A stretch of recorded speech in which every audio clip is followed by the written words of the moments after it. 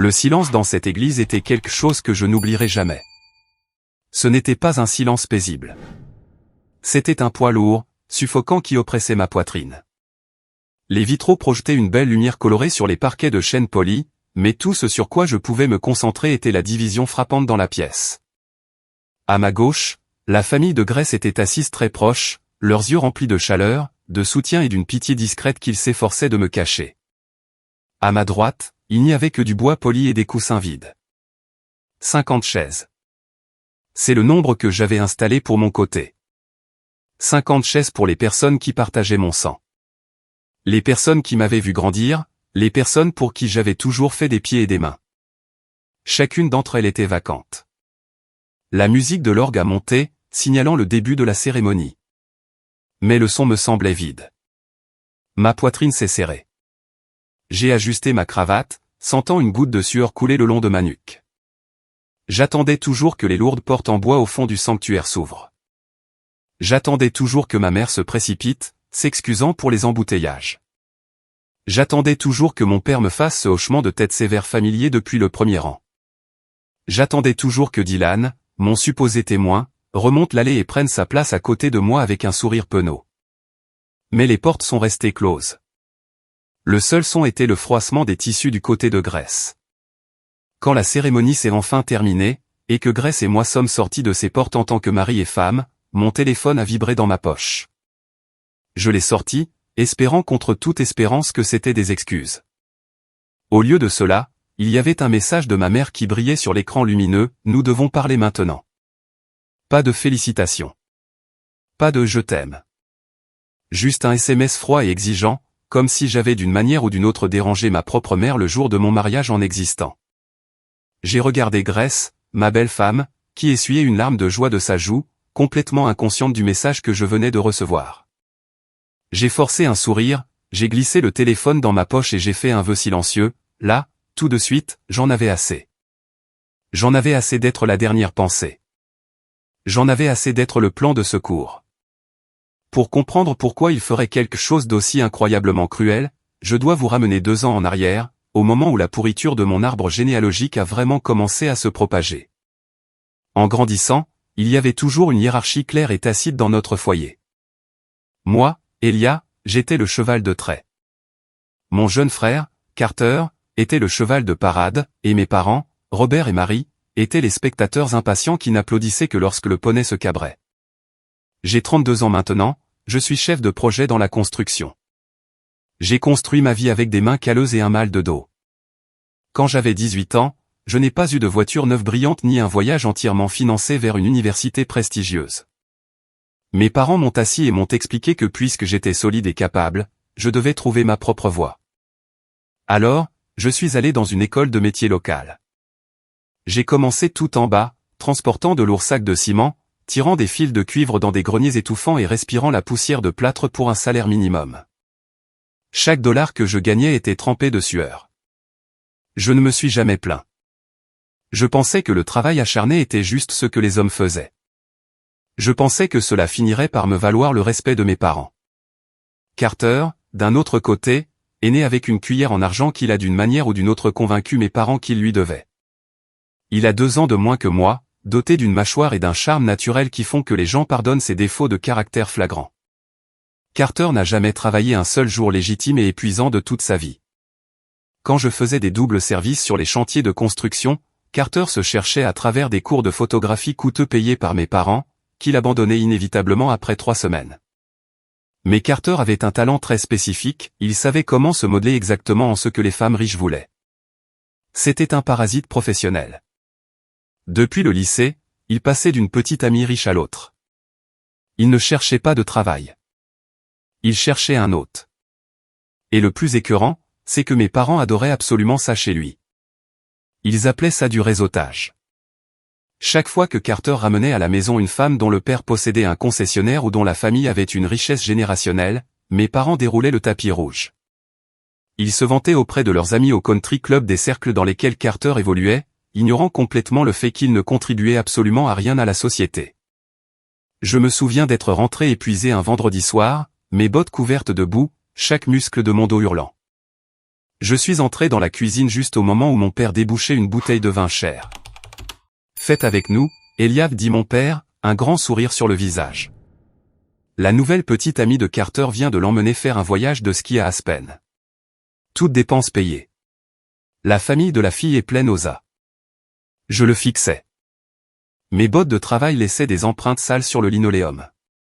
Papa, il a 26 ans. N'a-t-il pas besoin de gagner son propre salaire à un moment donné?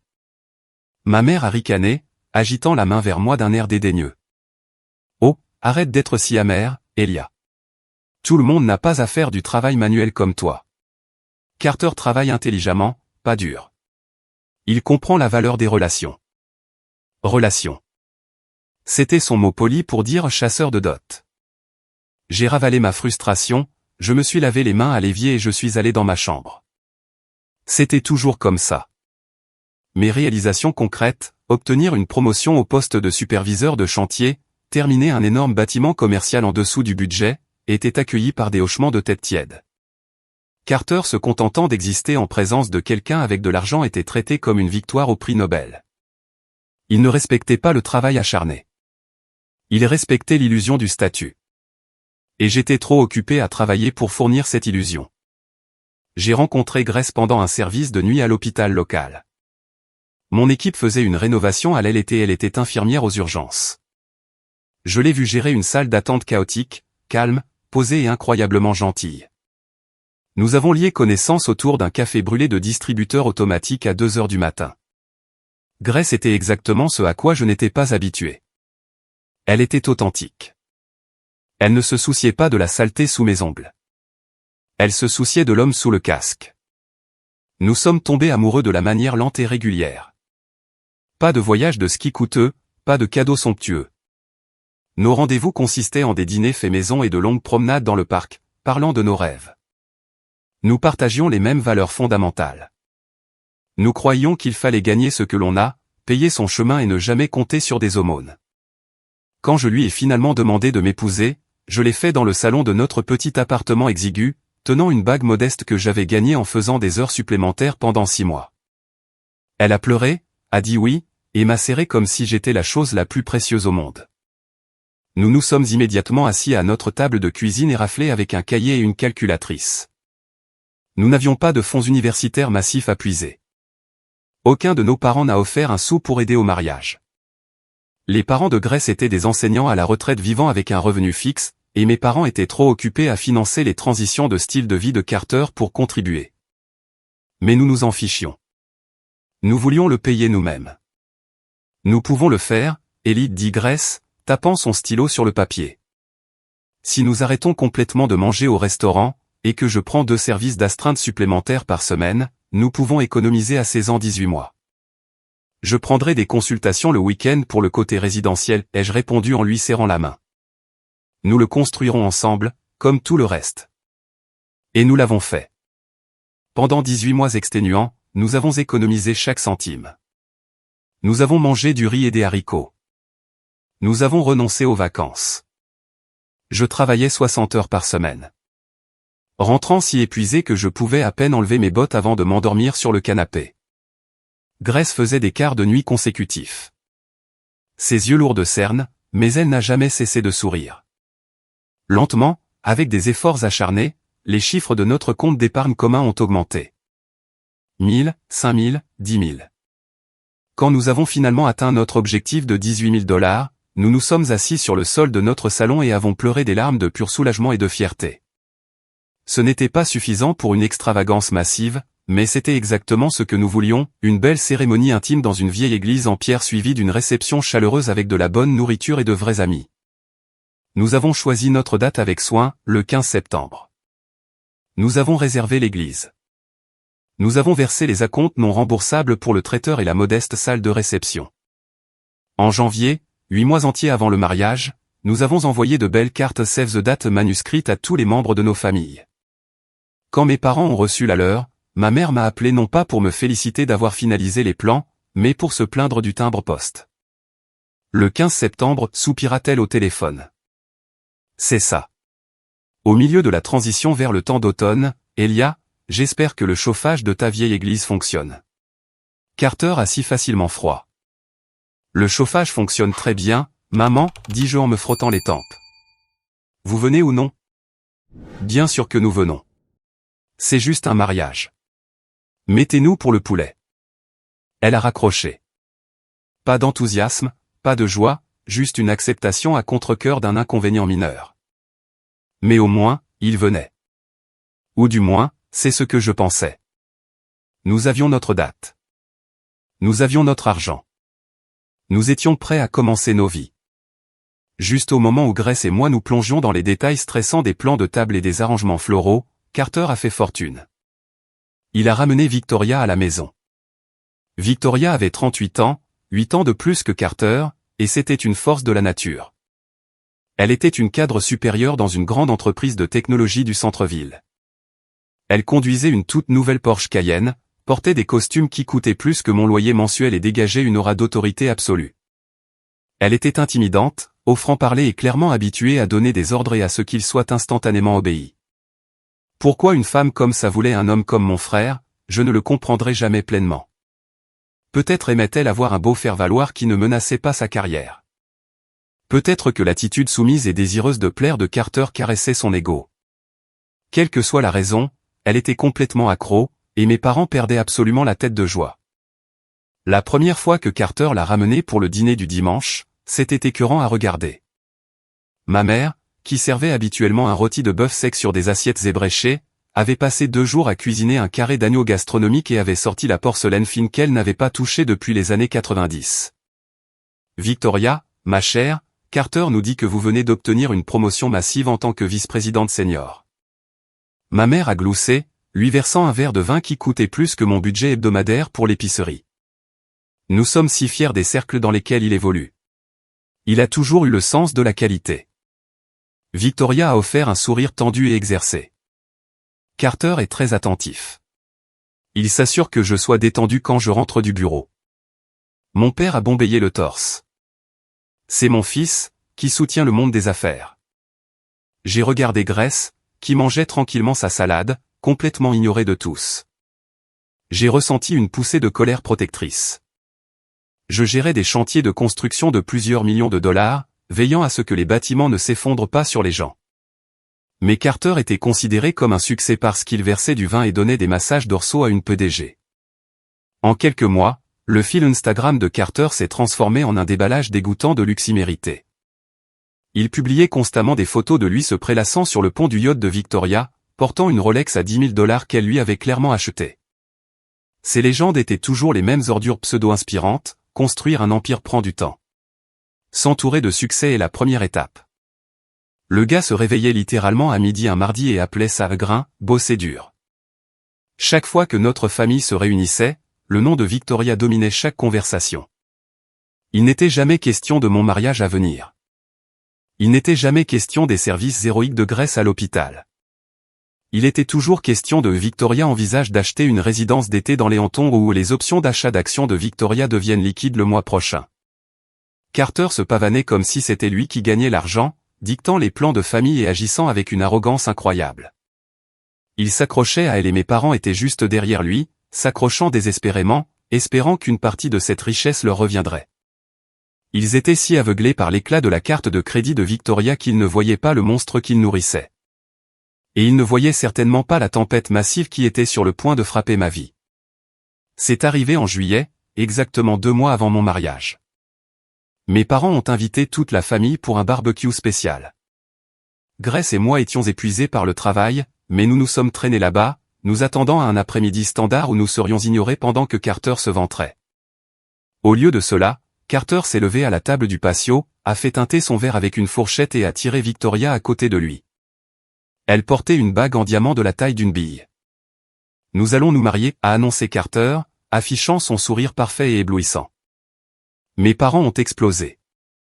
Ma mère a littéralement crié, sautant pour serrer Victoria dans ses bras comme si elle venait de gagner à la loterie.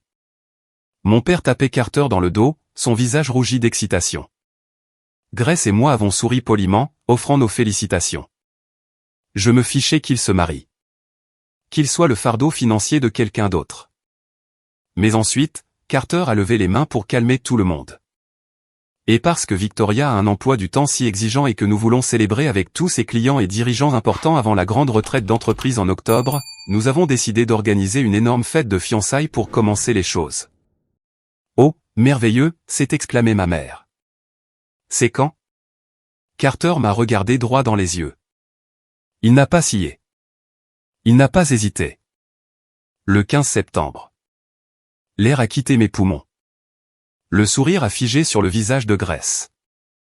Attends, dis-je, ma voix coupant les acclamations. Le 15 septembre, Carter. C'est le jour de mon mariage. Tu sais que nous avons envoyé les faire-part en janvier. Carter a juste haussé les épaules. Un mouvement désinvolte et méprisant de ses épaules. Oh, c'est vrai? Je suppose que je n'avais même pas réalisé qu'il y avait un problème avec cette date. Ça m'a complètement échappé.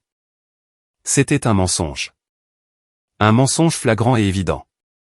Notre faire-part de mariage était littéralement épinglé au tableau en liège dans la cuisine de mes parents, à moins de 3 mètres de l'endroit où il se tenait. Tu ne peux pas faire ça, dis-je, ma voix montant, la colère commençant à bouillonner. Nous avons des acomptes non remboursables. Nous planifions cela depuis plus d'1 an. Victoria soupira, me regardant comme si j'étais un enfant têtu interrompant une réunion de conseil d'administration. Elia, sois raisonnable. Mes parents viennent d'Europe. Le traiteur que je veux n'est disponible que ce week-end-là. C'est littéralement le seul week-end qui fonctionne pour les gens qui comptent vraiment. Les gens qui comptent vraiment. Les mots pendaient dans l'air comme une fumée toxique. J'ai regardé mes parents, m'attendant à ce qu'ils interviennent. M'attendant à ce qu'ils disent, Carter, tu dois choisir une autre date. C'est le mariage de ton frère. Au lieu de cela, ma mère m'a regardé avec un froncement de sourcils agacé. Elia, ne fais pas de scène. C'est juste une fête de fiançailles, mais c'est très important pour le réseautage de Victoria. Je suis sûr que nous pouvons trouver une solution. Trouver quelle solution, maman, ai-je claqué, mes mains se serrant en poing. Je me marie le 15 septembre. Vous êtes soit à mon mariage, soit à sa fête. Il n'y a pas de solution. Carter a levé les yeux au ciel. Mon Dieu, Ellie, tu es toujours si dramatique. Déplace juste ton petit truc d'église d'1 semaine. Ce n'est pas comme si vous organisiez l'événement du siècle. J'ai saisi la main de Grace. Elle tremblait légèrement, les yeux écarquillés de choc. Je ne lui ai pas dit un mot de plus. Je n'ai pas regardé mes parents. J'ai juste fait demi-tour et je suis sorti de cette maison. Je pensais que c'était juste Carter étant son habituel égoïste. Je pensais que mes parents finiraient par retrouver leurs esprits. Je me suis trompé. Je me suis si terriblement trompé. La cruauté n'était pas un accident. C'était un choix. Pendant 3 semaines angoissantes, Grace et moi avons vécu dans un état d'animation suspendu. Nous n'avons cessé de nous dire que la famille ne ferait pas cela. Il ne forcerait pas un choix entre un mariage pour lequel nous avions économisé pendant plus d'1 an et une fête de fiançailles spontanée et tape à accent grave-l'œil. Puis mon téléphone a sonné un mardi soir. C'était mon père.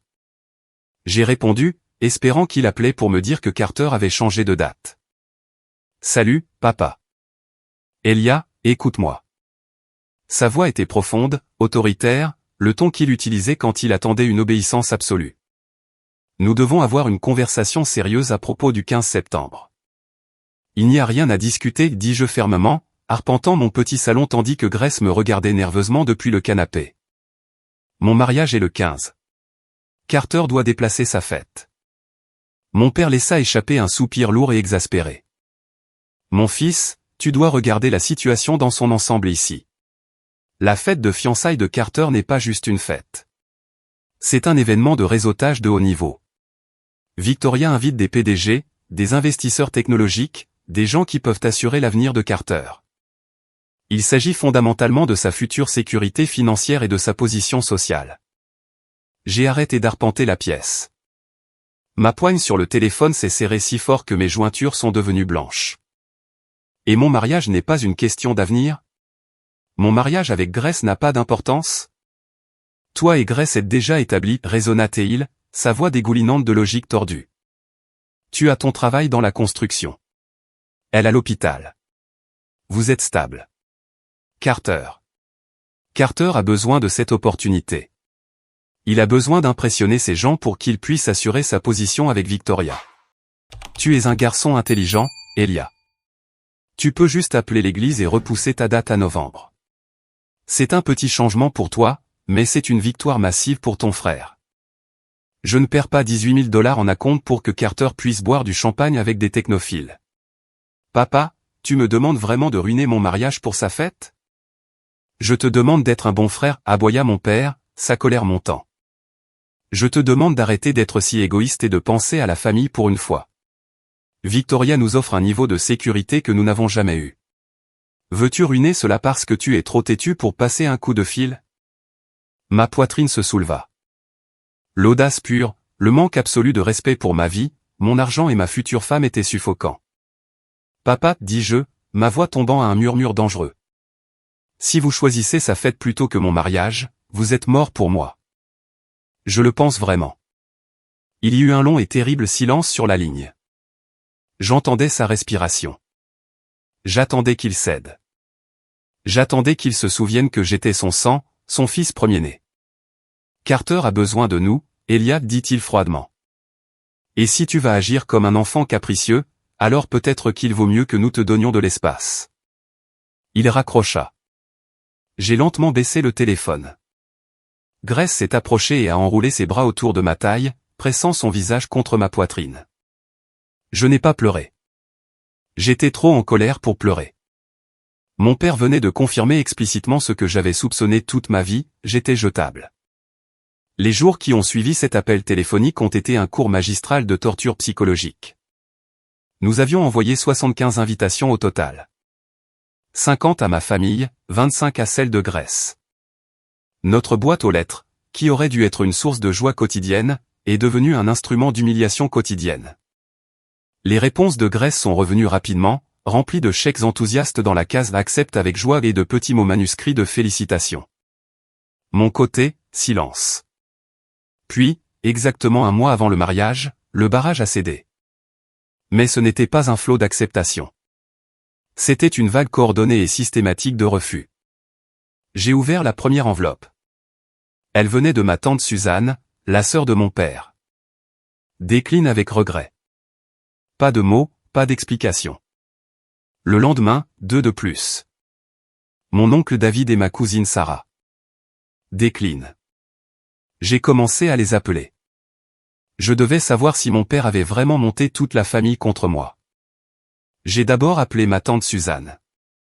Elle a répondu au 3e coup, sa voix tendue et mal à l'aise. Elia. Salut, ma chérie.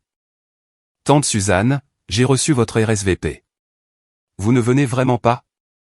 Oh, Ellie, je suis tellement désolé, balbutia-t-elle, lisant clairement un scénario mental. Nous sommes justes. Nous essayons encore de gérer notre emploi du temps. Le 15 est juste si compliqué en ce moment. Compliqué comment? Vous êtes au courant de cette date depuis janvier. Eh bien, tes parents ont appelé et Carter organise ce grand événement. Et ta mère a mentionné à quel point il est important pour la position de la famille d'avoir un front uni pour les gens de Victoria. Sa voix s'éteignit. Donc, vous choisissez une fête plutôt que mon mariage, dis-je, la réalité s'installant comme du plomb dans mon estomac. Ce n'est pas comme ça, Ellie. Nous t'aimons. C'est juste que tes parents ont soulevé des points très importants concernant l'avenir de Carter. J'ai raccroché. Au cours de la semaine suivante, le schéma s'est répété avec une constance écœurante, mes grands-parents, mes cousins, tout le monde. Ils ont tous envoyé des refus polis et, lorsqu'ils étaient pressés, ils donnaient tous les mêmes excuses vagues et lâches. Mes parents avaient effectivement fait pression sur toute la famille élargie, les convainquant que la présence à mon mariage était une insulte à Victoria et, par extension, une menace pour la proximité de la famille avec la richesse. Ils avaient réduit le jour le plus important de ma vie à un conflit d'emploi du temps. Et ils ont tous choisi l'option qui venait avec du caviar gratuit et l'illusion de la haute société. Chaque soir, Grace s'asseyait à la table de la cuisine, rayant des noms de notre liste principale avec un stylo rouge. Sa main tremblait légèrement chaque fois qu'elle traçait une ligne sur l'un de mes proches. J'ai ressenti une onde profonde et brûlante. Je me sentais comme un échec en tant qu'homme, incapable de commander le respect le plus élémentaire de ma propre lignée. J'étais complètement effacé de ma propre famille, remplacé par le nouveau jouet brillant que mon frère avait ramené à la maison. Mais j'avais encore Dylan. Ou du moins, c'est ce que je pensais. Dylan et moi étions les meilleurs amis du monde depuis que nous avions 8 ans. Nous avions joué ensemble dans la petite ligue, bu nos premières bières ensemble et enduré les mêmes cours brutaux à l'école de commerce. C'était le gars qui m'avait aidé à déménager mes vieux meubles dans mon premier appartement. Quand je lui avais demandé d'être mon témoin, il m'avait littéralement sauté dessus pour me serrer dans ses bras. C'était le seul morceau de mon passé dont j'étais absolument certain. 2 jours avant le mariage, 48 heures, j'étais au lieu de la réception, vérifiant la mise en place de l'éclairage quand mon téléphone a sonné. C'était Dylan. J'ai répondu avec un sourire, m'attendant à ce qu'il me demande à quelle heure nous allions chercher les smokings loués. « Salut, mec, dis-je, tu es prêt pour samedi ? J'espère que ton discours ne me grondera pas trop fort. »« Salut, Ellie. » Sa voix était incroyablement calme, rauque, pas son ton fort et tonitruant habituel. « Écoute, mec.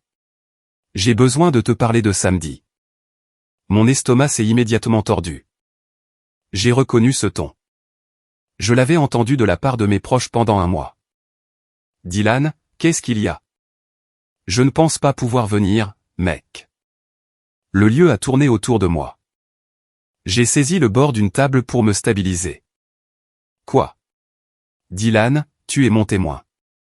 Le mariage est dans 2 jours. »« De quoi tu parles ? » ?»« Je suis tellement désolé, Ellie, marmonna-t-il, sonnant comme un rat acculé.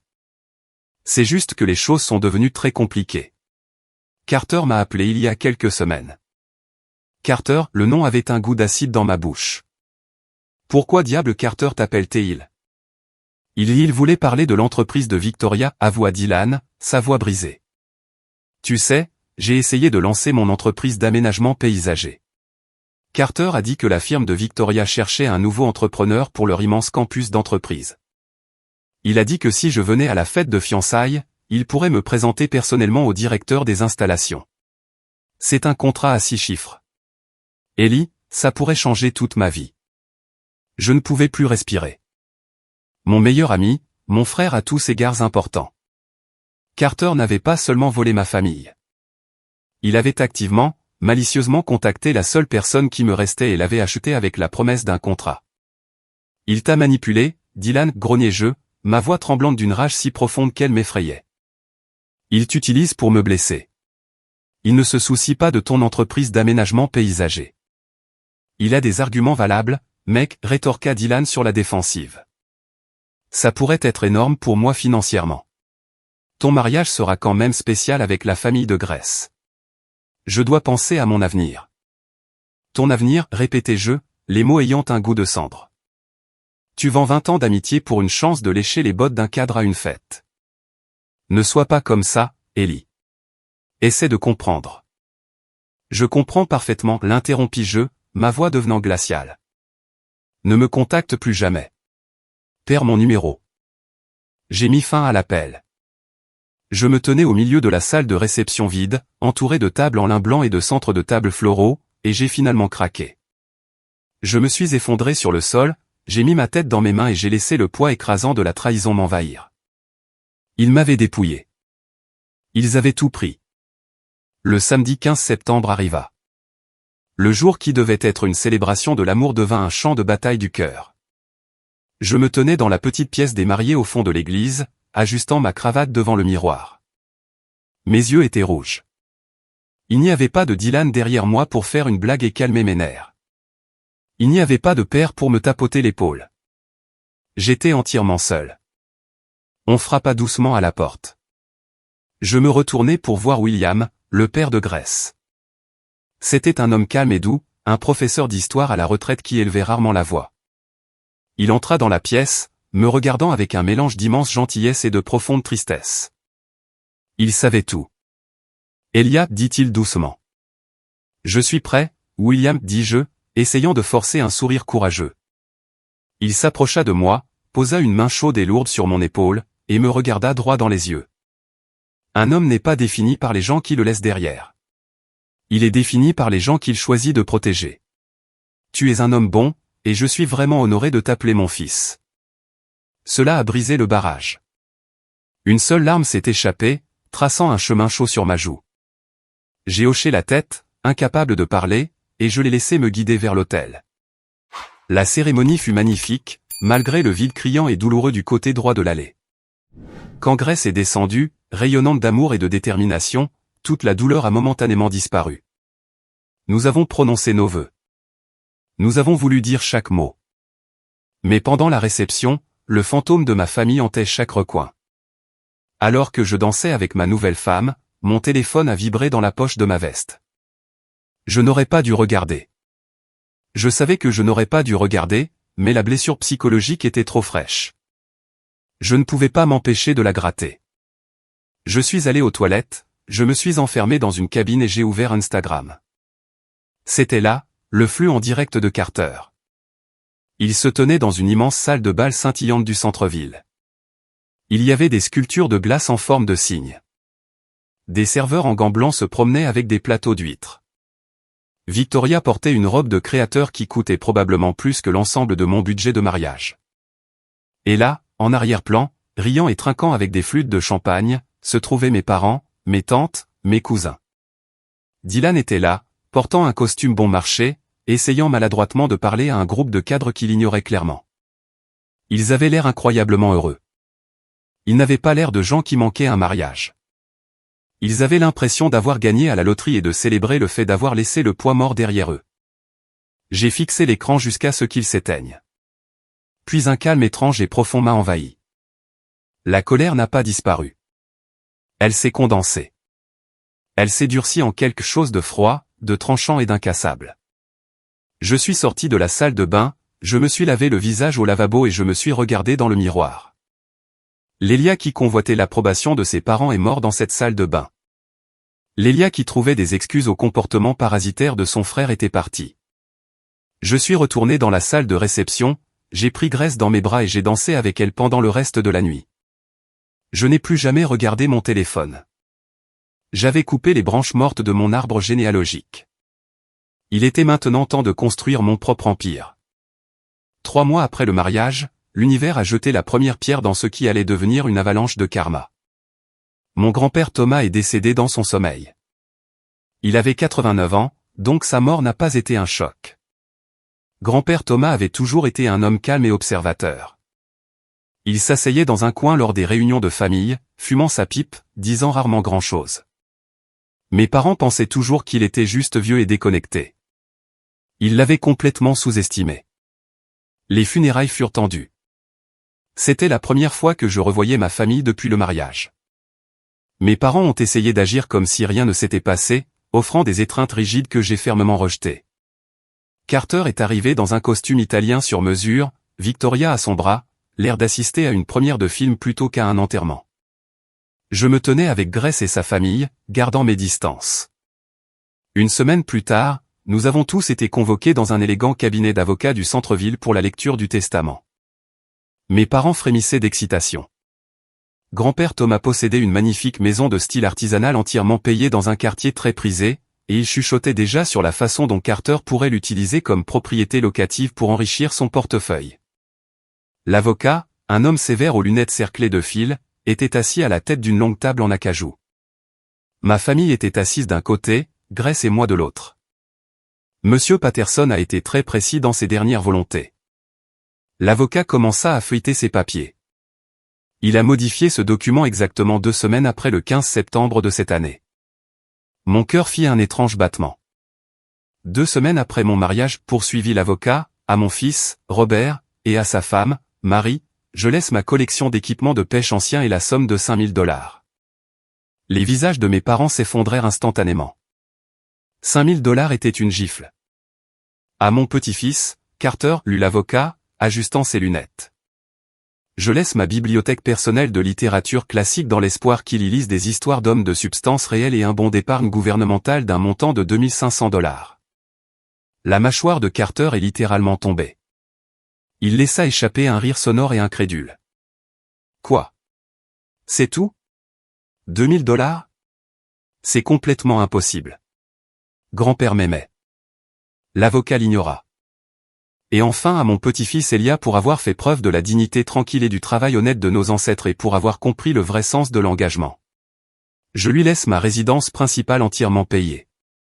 Un halètement collectif retentit dans la pièce. De plus, déclara l'avocat à voix haute, coupant la voix montante de ma mère, je laisse à Elia toute ma collection de voitures anciennes, y compris les 3 Porsche 911 entièrement restaurés dans le garage et l'intégralité de ma police d'assurance vie. La pièce explosa. Ma mère se leva, le visage violet de rage. C'est une erreur. Cette maison vaut près d'un demi-million de dollars. Ces Porsche sont de qualité musée. Carter a besoin de cet héritage pour correspondre aux biens de Victoria. Ce n'est pas une erreur, madame, dit froidement l'avocat. Monsieur Patterson était sain d'esprit. Il a noté que ceux qui se montrent présents pour la famille quand ça compte méritent les fruits du travail de la famille. Grand-père savait. Il était resté assis sur sa chaise, tranquillement, regardant toute ma famille m'abandonner, et il avait rendu sa propre justice d'outre-tombe. Carter me regarda fixement, les yeux pleins de venin, mais je m'en fichais. J'ai serré la main de Grace sous la table. Nous venions de recevoir les clés de notre avenir. Au lieu de m'asseoir sur le gain soudain, je l'ai armé. Je ne voulais pas seulement être à l'aise. Je voulais être intouchable. J'ai immédiatement vendu une des Porsche anciennes à un collectionneur pour 90 000 $. J'ai utilisé cet argent ainsi que la police d'assurance vie pour quitter mon emploi et lancer officiellement ma propre entreprise de conseil en construction commerciale. Parce que je n'avais pas d'hypothèque sur l'énorme maison que grand-père m'avait laissée, je pouvais me permettre de soumissionner agressivement des offres inférieures à celles des entreprises plus anciennes et plus lentes. En 6 mois, mon entreprise a explosé. J'embauchais des équipes, gagnais des contrats et gagnais de l'argent dont je n'avais fait que rêver. Pendant que je construisais une forteresse, Carter creusait frénétiquement sa propre tombe. Il me restait encore une alliée dans l'arbre généalogique. Ma jeune cousine, Chloé, elle était à l'université pendant le fiasco du mariage, mais elle détestait le comportement toxique de mes parents. Nous nous rencontrions pour un café une fois par mois, et elle est devenue ma source interne sur le naufrage au ralenti de la vie de Carter. Il la saigne à blanc, Ellie, chuchota Chloé lors d'une de nos réunions, regardant autour d'elle comme si ma mère pouvait surgir des buissons. Victoria travaille 80 heures par semaine, et Carter agit fondamentalement comme une épouse de rentier. Il met tout sur sa carte noire. Comme quoi, demandai-je en sirotant mon café noir. Tout. Des dîners à 500 $ avec des amis influenceurs, une nouvelle garde-robe chaque mois. Il l'a littéralement forcé à changer de voiture pour un Range Rover parce que la Porsche n'avait pas assez d'espace de coffre pour ses clubs de golf. Chloé a levé les yeux au ciel. Tante Marie trouve ça hilarant, mais Victoria a l'air épuisée. Cette information a semé une graine dans mon esprit. J'ai commencé à prêter une attention très particulière au profil public de Carter sur les réseaux sociaux. Il était incroyablement arrogant, documentant chaque dépense somptueuse pour prouver sa valeur au monde. Grâce à mon réseau professionnel en pleine croissance, j'étais devenu de bons amis avec un homme nommé Nathan. Nathan était un expert comptable judiciaire spécialisé dans les divorces et les batailles pour la garde d'enfants à enjeux élevés. Il traquait les actifs cachés pour gagner sa vie. Un soir autour de bière, je lui ai parlé des habitudes de dépenses de mon frère. S'il le publie publiquement, dit Nathan, avec un éclat calculateur dans les yeux. C'est des données. Tu peux construire un profil financier sur n'importe qui s'il est assez stupide pour s'en vanter en ligne. Alors, j'ai commencé à construire. Chaque soir, après que Grace se soit endormie, je m'asseyais dans mon bureau à domicile avec une énorme feuille de calcul Excel. Chaque fois que Carter publiait une photo d'un costume Tom Ford, je trouvais le prix de détail et l'enregistrais. Chaque fois qu'il s'enregistrait dans un restaurant étoilé au Michelin, j'estimais la facture et l'enregistrais. Chaque vacances de luxe, chaque montre, chaque bouteille de champagne, je documentais méticuleusement un parasite se nourrissant de son hôte. Et puis Nathan m'a appelé avec une rumeur de l'industrie qui a fait que toutes les pièces du puzzle se sont parfaitement assemblées. Ellie, dit Nathan au téléphone, sa voix étouffée. Tu connais la firme de technologie de Victoria, celle dont Carter se vante toujours. Oui, et alors? Ils viennent de perdre leur plus gros contrat gouvernemental. Le conseil d'administration panique. La rumeur dit qu'il se prépare à une restructuration massive, des licenciements massifs. Les cadres ne sont pas en sécurité. Mon sang se glaça. Et puis un sourire lent et dangereux se répandit sur mon visage. Carter avait lié toute son existence, tout son ego et son mariage à venir à 130 000 $ au flux de trésorerie sans fin de Victoria. Il avait aliéné son propre frère, détruit le jour de mon mariage et manipulé mon meilleur ami, tout cela en supposant que l'argent ne s'épuiserait jamais.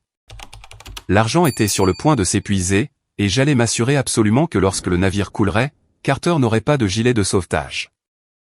La tempête arrivait et je tenais le paratonnerre. J'ai passé les 3 semaines suivantes à opérer comme un fantôme dans ma propre maison.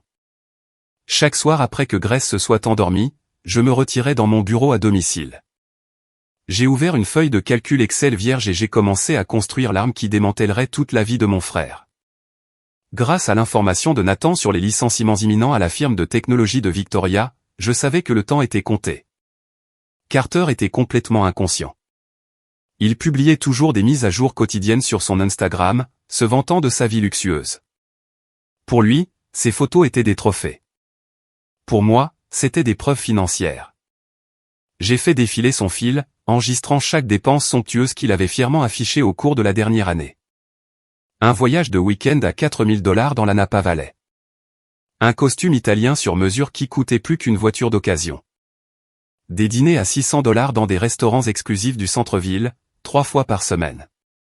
J'ai suivi les prix des montres de créateurs qu'il portait, des clubs de golf haut de gamme qu'il achetait, et des achats de luxe quotidiens qu'il faisait avec la carte de crédit de Victoria. Quand j'ai finalement appuyé sur le bouton de la somme automatique au bas de la feuille de calcul, même moi j'ai été choqué par le chiffre qui me regardait. $165 000. Carter avait dépensé $165 000 de l'argent de Victoria en un an. Il vidait son salaire plus vite qu'elle ne pouvait le gagner, tout en ne contribuant absolument à rien. C'était un parasite financier, et j'étais sur le point de le démasquer devant le seul homme qui pouvait le briser, le père de Victoria, Arthur. Arthur était un homme autodidacte à l'ancienne. Il avait bâti sa fortune dans l'industrie manufacturière du Midwest avant de déménager sa famille sur la côte. Il valorisait le travail acharné et, d'après ce que Chloé m'avait dit, il n'avait jamais entièrement fait confiance à Carter. Il se contentait de garder le silence pour le bonheur de sa fille. Je savais que si Arthur voyait les données brutes, il ne resterait plus silencieux. J'ai compilé la feuille de calcul dans un document PDF propre et professionnel. J'ai joint des captures d'écran des posts Instagram les plus arrogants de Carter en tant que pièce justificative. J'ai créé un compte de messagerie sécurisé et anonyme. Je ne voulais pas que cela remonte jusqu'à moi. Je voulais que cela ressemble à un collègue inquiet ou à un auditeur financier qui était tombé sur un énorme signal d'alarme. Dans l'objet, j'ai tapé « Responsabilité financière urgente concernant Carter ». J'ai joint le PDF, pris une profonde inspiration et cliqué sur « Envoyer ». L'email est allé directement à l'adresse professionnelle privée d'Arthur. Je me suis penché en arrière sur ma chaise et j'ai regardé l'écran. Le piège était tendu. Il ne me restait plus qu'à attendre que les dominos tombent. L'explosion s'est produite exactement une semaine plus tard. La compagnie de Victoria a annoncé sa restructuration un mardi matin. Ce n'était pas seulement un licenciement mineur. C'était un bain de sang. Des départements entiers ont été éliminés. Des cadres supérieurs ont reçu des cartons et ont été escortés hors du bâtiment par la sécurité. Victoria, qui avait basé toute son identité et son énorme budget sur son titre d'entreprise, était l'une d'entre elles. Son salaire massif à 6 chiffres s'est évaporé. Sa promotion promise était partie. Ses stock options étaient gelés. Selon Chloé, qui a entendu toute la chute dramatique de ma mère hystérique plus tard, Victoria est rentrée chez elle dans un état de choc absolu. Elle est entrée dans son énorme et coûteuse maison, complètement dévastée, cherchant un peu de réconfort auprès de l'homme qu'elle était sur le point d'épouser. Elle a trouvé Carter vautré sur le coûteux canapé en cuir italien, jouant à un jeu vidéo. Il n'a même pas levé les yeux quand elle est entrée. Il s'est juste plaint que la femme de ménage n'avait pas rangé son eau pétillante préférée dans le réfrigérateur, puis a commencé à se plaindre des arrangements floraux pour leur mariage à venir. Il voulait des orchidées blanches importées d'Hawaï et le fleuriste refusait à cause du prix. Victoria l'a regardé, réalisant pour la première fois que l'homme assis dans son salon n'était pas un partenaire. C'était indépendant. Elle était trop terrifiée et honteuse pour lui dire qu'elle avait perdu son emploi. Elle a juste hoché la tête avec torpeur, est montée dans leur chambre et a pleuré, mais elle n'a pas pu cacher la vérité à son père. Le lendemain même, Victoria et Carter devaient avoir une dernière grande réunion avec leur organisateur de mariage et leurs fournisseurs. Ils devaient rédiger les derniers chèques pour le lieu, le traiteur et l'orchestre. Un total de $130 000. Avant même qu'il ne puisse quitter la maison, la berline noire d'Arthur s'est garée dans l'allée. Arthur a traversé la porte d'entrée. Il n'a pas frappé. Il n'a pas dit bonjour. Il est allé directement dans la salle à manger où Victoria triait les faire-part de mariage et a claqué un épais dossier de papier craft sur la table en acajou. « Papa, qu'est-ce que c'est ?» demanda Victoria, surprise par son visage rouge et ses yeux furieux. « Ça » grogna Arthur, sa voix résonnant dans la grande maison. « C'est un registre détaillé de la façon exacte dont votre fiancé a dépensé votre argent. Quelqu'un l'a envoyé à mon bureau. J'ai fait vérifier les chiffres par mon propre comptable ce matin. C'est tout à fait réel. » Victoria ouvrit le dossier. Elle vit la feuille de calcul. Elle vit les captures d'écran de Carter se vantant au monde entier de dépenser son argent. Elle vit le total stupéfiant de 165 000 $. À ce moment précis, Carter entra dans la salle à manger, portant un peignoir moelleux et tenant une tasse de café gastronomique. Il affichait son sourire arrogant habituel. « Bonjour, Arthur, » dit Carter d'une voix suave. « Êtes-vous là pour nous aider à finaliser les chèques des fournisseurs ?» Arthur se tourna lentement pour regarder mon frère. Le dégoût sur son visage était absolu. « Je suis ici pour empêcher ma fille de faire la plus grosse erreur de sa vie. » La tension dans la pièce était assez épaisse pour en étouffer. Le sourire de Carter vacilla, ses yeux passant du regard furieux d'Arthur au visage pâle et tremblant de Victoria. « Victoria, » dit Carter, forçant un rire.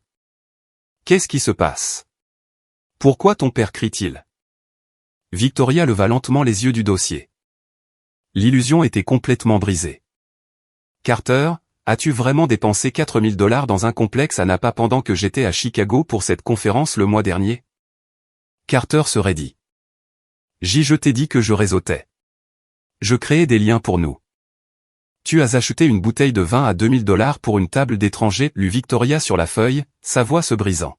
« Et tu as posté une photo de cela en disant que tu finançais l'économie locale. »« Victoria, chérie, tu gagnes beaucoup d'argent, » argumenta Carter, s'avançant les mains levées défensivement. « Tu m'as dit de ne pas m'inquiéter du budget. Tu as dit que mon travail était de gérer notre position sociale. » Victoria se leva. Ses mains tremblaient si fort qu'elle dut agripper le bord de la table. « Je ne gagne plus beaucoup d'argent, Carter. J'ai été licencié hier. Mon département a été complètement éliminé. » Les mots restèrent suspendus dans l'air. Carter se figea, son cerveau ne parvenant tout simplement pas à traiter l'information. « Licencié » répéta-t-il, la couleur s'estompant de son visage parfait. « Qu'est-ce que tu veux dire licencié? Et la promotion? Et les primes? » Elles sont parties, chuchota TL, les larmes coulant enfin sur ses joues. « Je n'ai plus rien qui rentre. Nous avons 50 000 $ de dettes de carte de crédit à cause de ce mariage. J'allais les rembourser avec ma prime, mais maintenant, Carter, je n'ai aucun revenu. Nous devons reporter le mariage. Nous devons annuler les fournisseurs aujourd'hui. » C'était le moment de vérité. C'était le moment où un homme d'action se lèverait, prendrait sa fiancée en pleurs dans ses bras et dirait « Nous allons nous en sortir ensemble. Je trouverai un travail. Je te soutiendrai. » Mais Carter n'était pas un homme d'action. C'était un parasite, et l'autre venait de tarir. Le visage de Carter se tordit en un rictus laid et égoïste. « Reporter le mariage? Tu as perdu la tête? Tu sais à quel point ce serait embarrassant pour moi? J'ai des amis qui viennent de la côte. » Victoria le regarda, absolument horrifiée. « Carter, je ne peux littéralement pas payer.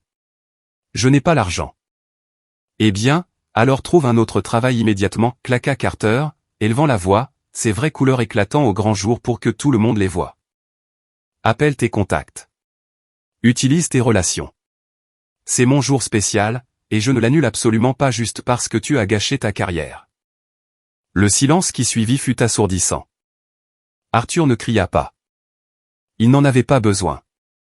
Il tendit juste la main, prit le dossier et regarda sa fille. « Fais tes valises, Victoria, » dit Arthur doucement. « Tu rentres à la maison avec moi. » « Attendez, quoi ?» paniqua Carter, réalisant soudain qu'il avait trop forcé. « Victoria, allez. Je suis juste stressé.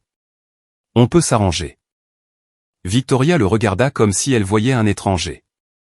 L'amour dans ses yeux était complètement remplacé par une clarté froide et dure. Sors de ma maison, Carter. Tu as 1 heure pour faire tes affaires et partir. Si tu n'es pas parti, mon père appellera la police. Elle se retourna et sortit de la pièce. Arthur la suivit. Juste comme ça, le mariage à 130 000 $ était mort. L'empire était réduit en cendres. C'est le moment qui change tout. Le moment où j'ai enfin repris le contrôle de ma vie. Merci beaucoup pour votre patience et d'être resté avec moi jusqu'à présent. Vous avez été incroyable. Veuillez donner un like à cette vidéo et laisser un commentaire ci-dessous pour me faire savoir que vous êtes arrivé jusqu'ici. Non seulement cela aide plus de gens à trouver cette histoire, mais cela me fait aussi savoir que mes expériences signifient vraiment quelque chose pour quelqu'un. Votre soutien est ma plus grande motivation pour continuer à partager le reste de ce voyage. Carter fut jeté à la rue avec seulement 2 valises de marquer les vêtements qu'il portait. Victoria ne s'est pas contentée de le chasser. Elle a embauché un garde de sécurité pour se tenir au bout de son allée afin de s'assurer qu'il ne remettrait plus jamais les pieds sur la propriété. Elle a changé toutes les serrures. Elle a annulé toutes les cartes de crédit qu'il utilisait. Elle a coupé l'oxygène de son style de vie somptueux instantanément et définitivement.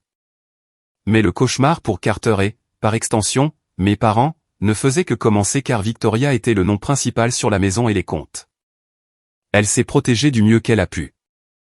Cependant, Carter, dans son arrogance infinie, avait signé son propre nom en tant que garant principal sur plusieurs contrats de fournisseurs massifs pour prouver qu'il était l'homme de la maison lorsqu'il traitait avec les organisateurs. 2 semaines après la rupture, le couperet est tombé.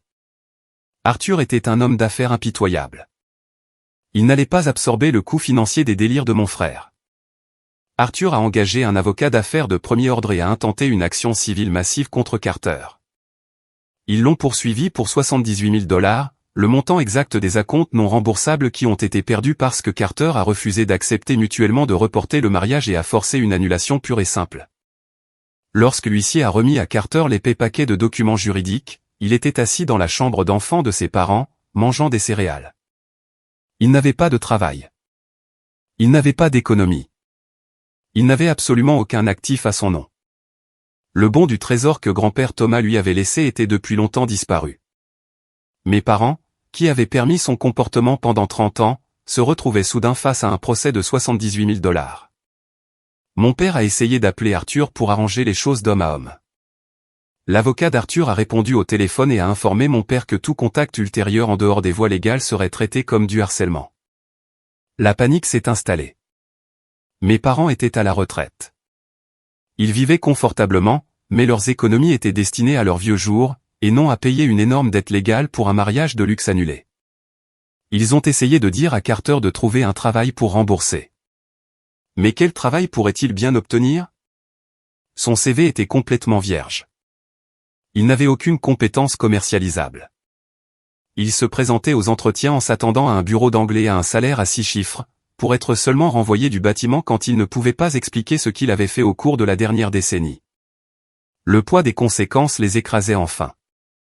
Et c'est alors qu'ils se sont souvenus du fils qu'ils avaient jeté. Mon téléphone a commencé à sonner un jeudi matin. J'étais assis dans mon tout nouveau bureau d'angle, examinant les plans d'un énorme projet d'entrepôt commercial que mon entreprise venait de remporter. L'identifiant de l'appelant affichait le nom de ma mère. Je l'ai regardé sonner, j'ai bu une gorgée de mon café et je l'ai laissé passer directement à la messagerie vocale. 10 minutes plus tard, mon père a rappelé. Je l'ai laissé sonner. J'ai écouté son message vocal plus tard. Sa voix était tremblante, dépourvue de l'autorité arrogante qu'il avait utilisée lorsqu'il m'avait ordonné de changer la date de mon mariage. Elia, mon fils, nous sommes dans une très mauvaise passe. Carter a des problèmes juridiques et nous avons besoin de ton expertise financière. S'il te plaît, rappelle-moi. Nous sommes une famille. Famille. Le mot m'a fait rire à haute voix. 1 heure plus tard, le téléphone a sonné à nouveau. Cette fois, c'était Carter. J'ai décidé de décrocher. Je voulais l'entendre. J'avais besoin d'entendre le son de sa réalité qui s'effondrait. Bonjour, dis-je, gardant ma voix parfaitement neutre. Ellie. Oh, merci mon Dieu, tu as répondu. Carter respirait lourdement dans le téléphone. Il semblait paniqué, absolument terrifié. Écoute, mec. J'ai vraiment tout gâché. Victoria m'a viré. Son père fou me poursuit en justice pour près de 80 000 $. Je n'ai pas ça, Ellie. Maman et papa parlent de prendre un deuxième prêt hypothécaire sur la maison. Tu dois m'aider.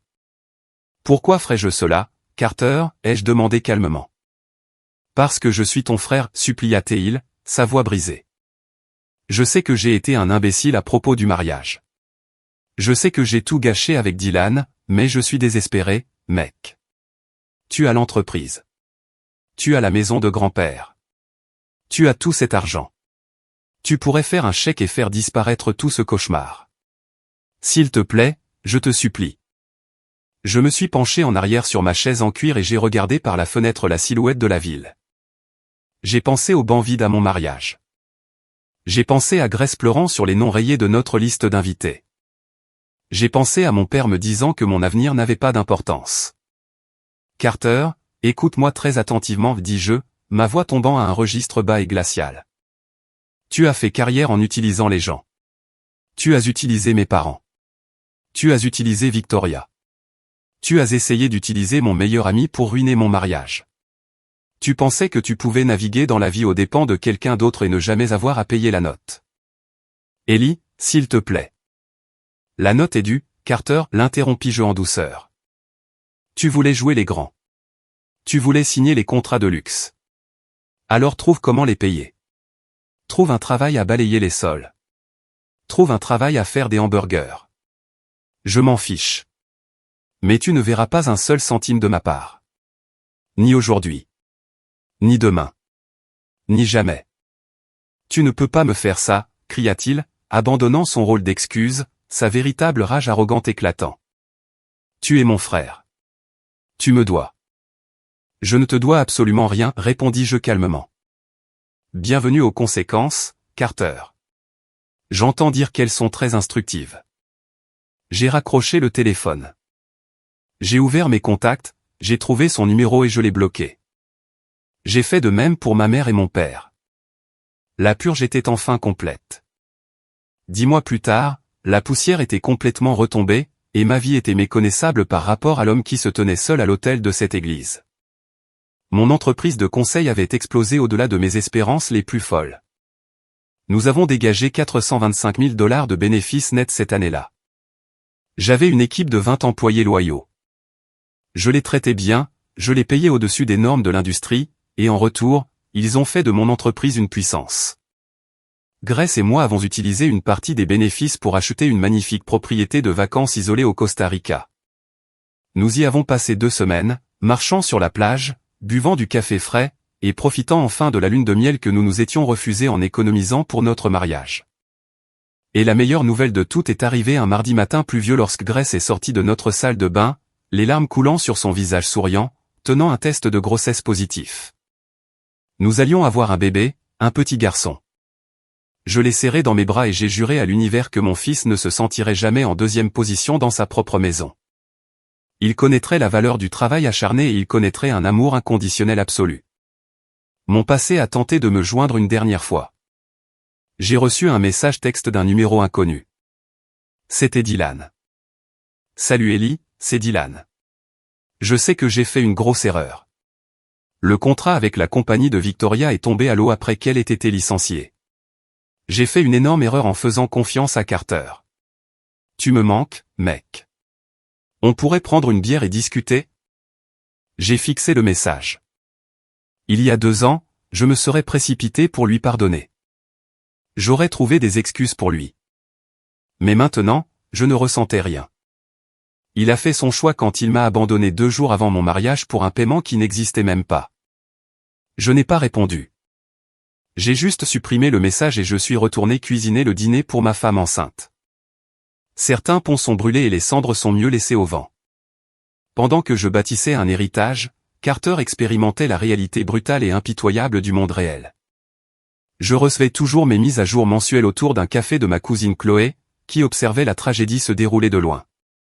Les avocats d'Arthur avaient anéanti Carter au tribunal.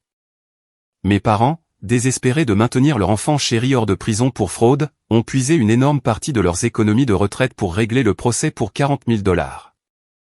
Ils vivaient désormais avec un budget incroyablement serré et fixe. Les abonnements au country club ont été annulés. Les dîners chics ont cessé. Ils étaient piégés dans une prison financière de leur propre création. La vie de Carter était complètement méconnaissable. Parce qu'il avait une énorme condamnation contre lui et un score de crédit ruiné, il ne pouvait pas louer un appartement décent. Il a été contraint de déménager dans un petit studio délabré dans un quartier terrible de la ville. Le Range Rover a été saisi il y a des mois. Il conduit maintenant une berline rouillée de 15 ans qui couine chaque fois qu'il freine. Son Instagram, autrefois un sanctuaire de richesse et d'excès, était un désert. Toutes les photos de yachts et de vêtements de créateurs étaient enfouies sous une vague de citations vagues et déprimantes sur les faux amis et les gens qui partent quand les temps sont durs. Ses amis influenceurs l'avaient abandonné dès que les boissons gratuites avaient cessé de couler. Il avait 31 ans, travaillant un emploi de vente au détail de niveau débutant dans un centre commercial, pliant des t-shirts bon marché pour 13 $ de l'heure. Sa beauté s'estompait sous le stress du travail réel et des dettes massives. Il était misérable. Il était seul.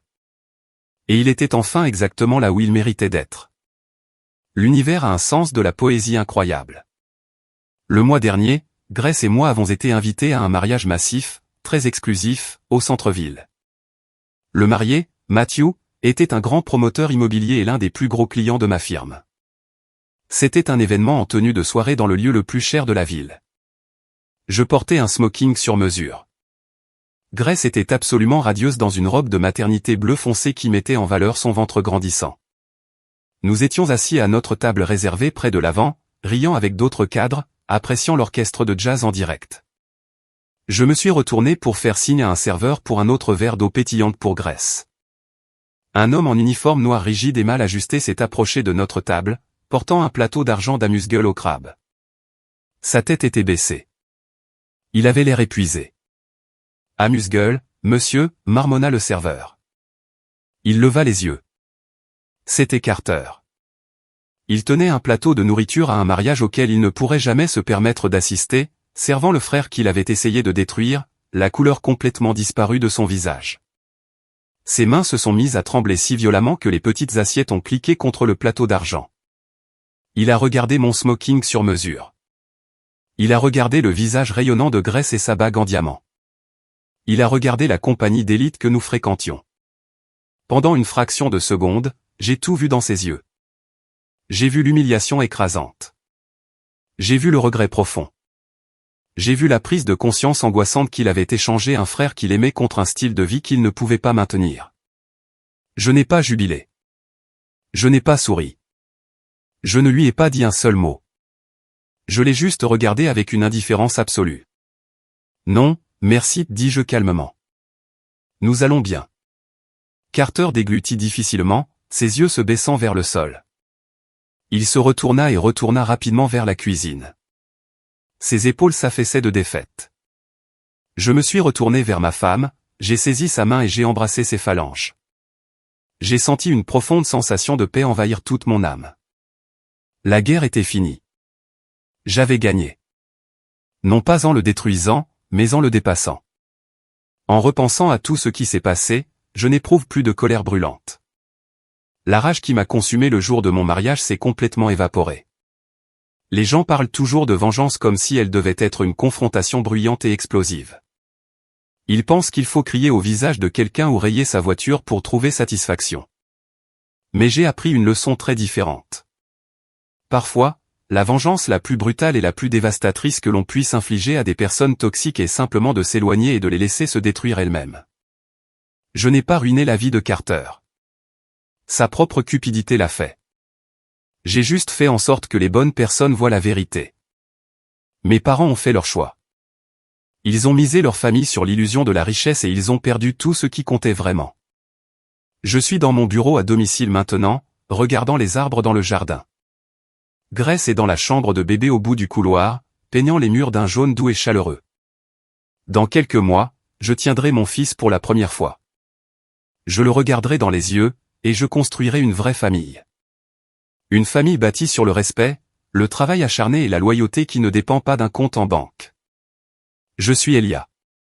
Je suis un bâtisseur. Et la vie que j'ai construite est absolument magnifique. Merci d'être resté et d'avoir écouté mon histoire.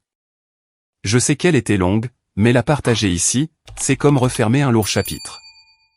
J'espère que cela a résonné en vous d'une manière ou d'une autre.